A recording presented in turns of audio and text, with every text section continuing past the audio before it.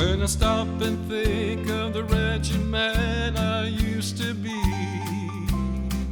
there was nothing but pain and sorrow I could see. But then Jesus passed by, called me by name, and I followed him that day. Now everything's coming up brighter now for me. It's a beautiful day, I feel alive again in his wonderful